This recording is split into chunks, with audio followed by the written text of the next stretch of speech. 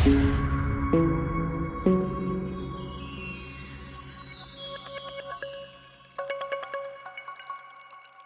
તમે હજી પણ મગફળી હાથથી સાફ કરો છો?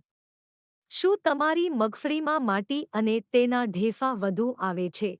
શું તમને બજારમાં મગફળીનો ભાવ ઓછો મળે છે? તો હવે સમય છે મશીનનો ઉપયોગ કરવાનો. સુપરટેક એગ્રો લઈને આવ્યું છે તમારા માટે માંડવી સાફ કરવાનું મશીન.